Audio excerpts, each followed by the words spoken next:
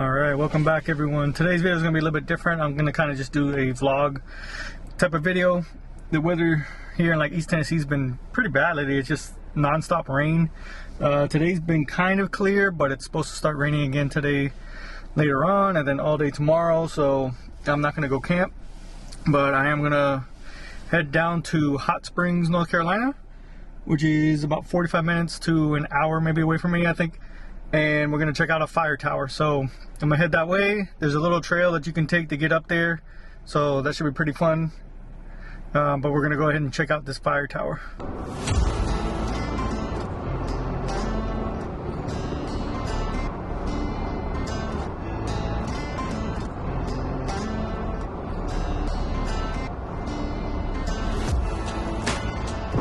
Crazy how low the lake goes during the winter time.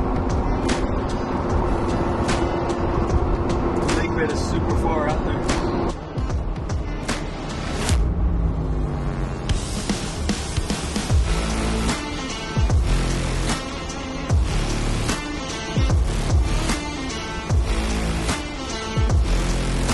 Alright, so I'm about halfway there now. It's a pretty nice little drive, pretty much taking back roads the whole way to Hot Springs. But I kind of wanted to give you guys a quick like PSA.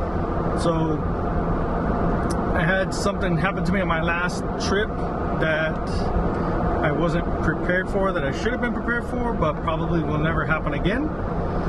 So if you've seen any of my last few videos, you know I have a 2020 Jeep Gladiator, and so my Gladiator is equipped with the auto start stop system, but I have the Taser programmer in here, so I can adjust pretty much all my parameters for my 37s, the gears, all that kind of stuff. You can pretty much customize everything you want. So I have it turned off because I don't really want to use the start stop feature. I wouldn't really benefit too much from it. So when you have the start stop, the Jeep Gladiator comes with two batteries. So it comes with your main battery, and then it comes with a smaller battery that runs, I guess, accessories, or I guess it runs like your accessories, your radio, and that kind of stuff when like the auto start stop is engaged. So when your vehicle basically shuts off, your AC doesn't shut off and your radio doesn't shut off. And that's kind of what that secondary battery does. And I guess it runs some other things too, but I basically deleted it because from what I've heard and what I've seen is that if that battery goes dead, there's almost no way of really jumping the truck to get it running again. So if that battery goes dead and then you're out in the middle of nowhere, even if you have a jump pack or a jump starter, you can't really jump the truck and it won't stay running. So what I did was basically delete it. So I left it still where it's at, but basically I just disconnected the ground and the power, and then I ran the power to the main battery, and that's what a lot of people do. So if for any reason my main battery dies, I can still jump it with a normal jumping pack and stuff like that to get me back home if I need to and get the battery replaced. But so in the process of doing that, you basically have to take apart the fuse box to get to that secondary battery. And so when you do that, the fuse box has a couple like bolts that hold down like a bunch of the main fuses, the main wire harnesses that are running into that box. And I guess for whatever reason, when I did it, after I was all done and everything like that, there's four, like it's either 8 or 10 millimeter bolts. I guess either maybe I didn't take them down enough or maybe not even at all, I don't know. But basically when I was on my last camping trip, the whole day the Jeep ran fine and everything like that. I got to my spot. The trails weren't bad, but they were kind of, you know, a little bit jarring in some areas and stuff like that. And so when I actually got to my camp spot, I turned off the Jeep. I did that whole camp episode and everything like that. Well, in the morning when I went to start the Jeep, it wouldn't start. So I could turn it on, I would have power, you could see power, but it actually wouldn't turn the motor over.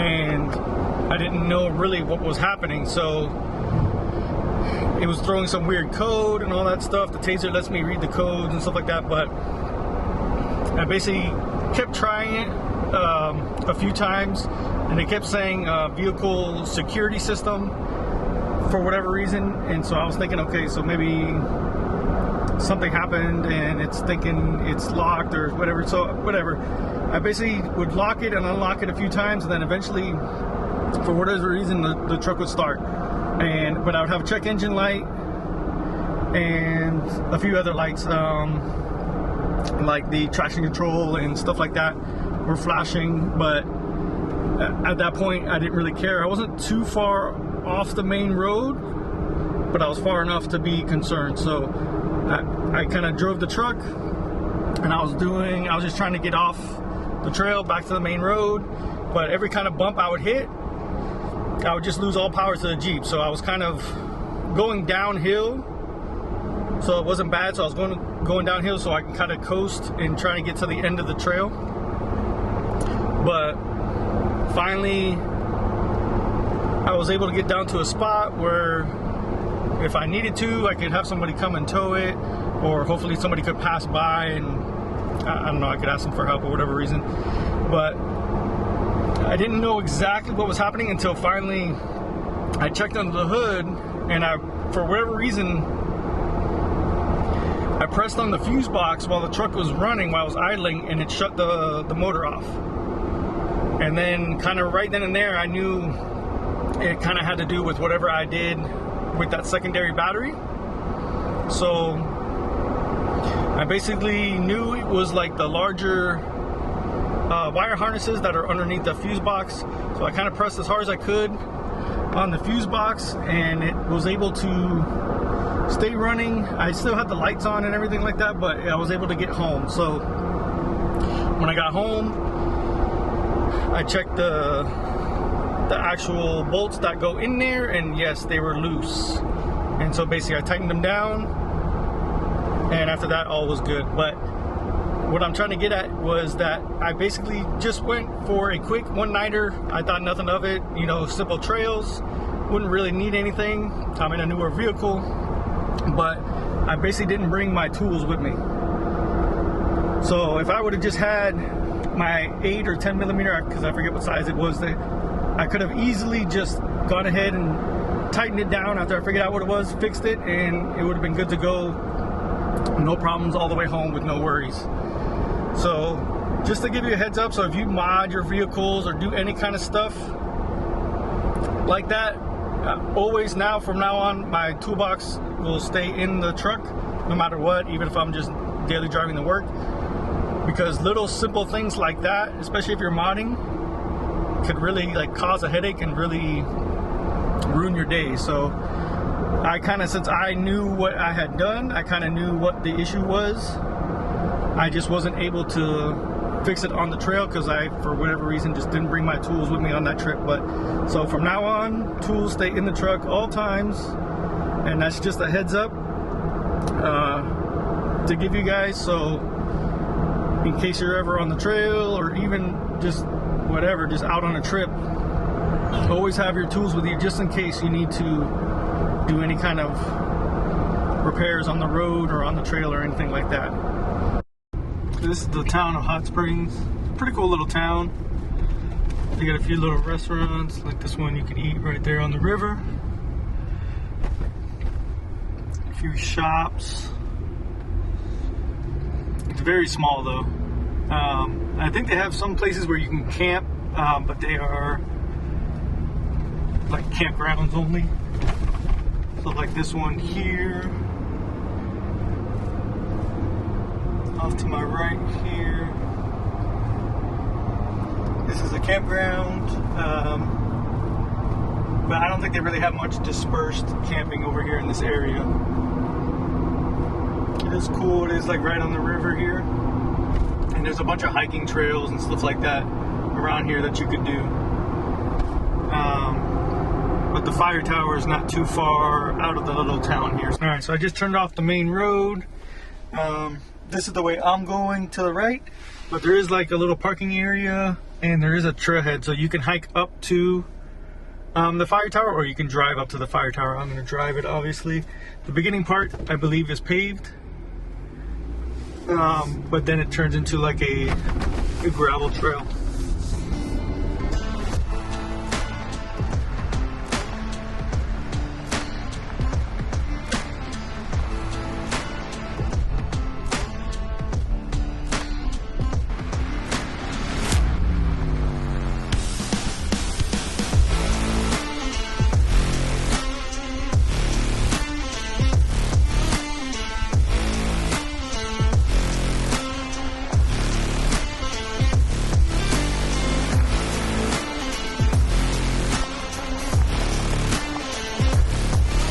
So it's pretty much this gravel road the whole way. You do have some pretty good switchbacks. They have cleared some trees that look like they fell down or blocking the path. But you can pretty much probably get up here with any kind of two-wheel drive. The trail does also cross the Appalachian Trail, which is pretty cool. So I think some of the thru hikers and stuff like that, I think they actually stop at the fire tower and they can sleep there if they need to and stuff like that.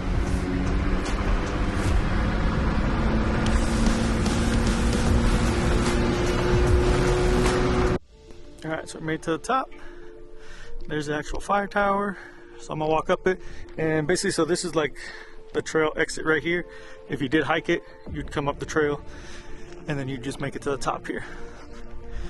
But let's go up.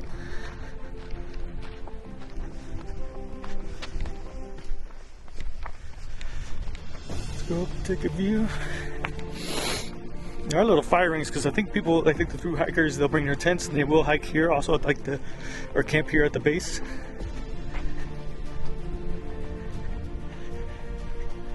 Let's go up. These stairs are nuts because they go straight up.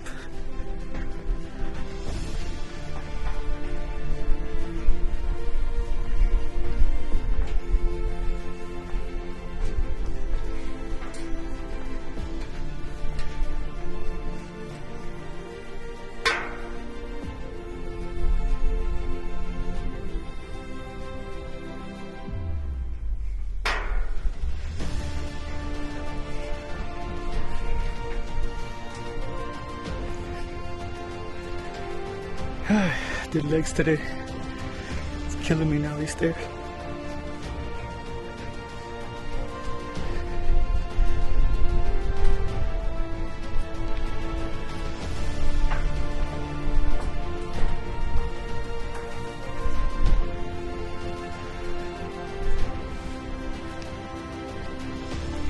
Well, it's pretty cool. You can come in here. It's kind of sheltered. So the thru hikers, if they need to, in bad weather, they can camp here. But let me show you the view.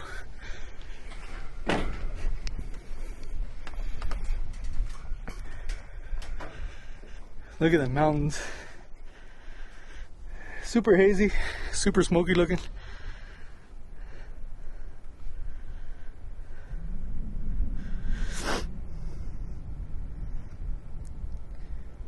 But it looks amazing. There's like a cell tower, but I don't think it's for AT&T's. I don't have service up here, but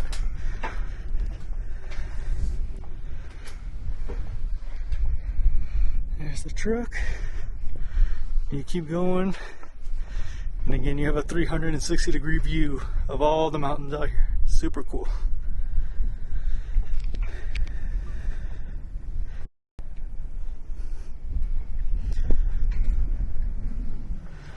I don't know if there's going to be much of a sunset because it looks super hazy. The clouds are rolling in. Storms are coming through again. But the view up here is freaking amazing. You get so many layers of the mountains.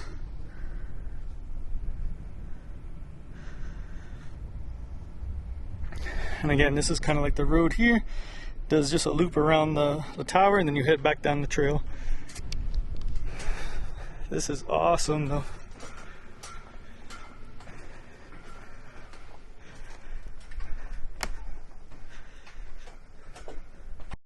This is neat. You can come in here and just kind of hang out if you're a hiker, get away from the weather if you had to. And it's super nice here, so it looks like maybe they might have redid it or something like that, because it looks pretty much almost brand new in here, and the decking all looks really new. It's not shaky, which is nice because we're pretty high up here. But the views up here are crazy, crazy. Alright, so I think I'm going to go ahead and head back down. That's probably where I'll just leave the video here. Hopefully the next one I will be camping, and I actually may come back here, because again, this is only like just under an hour away from my house, and it's some pretty nice spots to camp on this road, which I didn't know. I had come down this road once before up to this tower, but I didn't know you can actually, I didn't know there's a few camping spots there. So maybe next time I'll come back and I'll camp it, which will be pretty cool. If I stay at the one right here, I can kind of just walk up to the fire tower and walk back down to camp. But anyway, I'm gonna catch you later.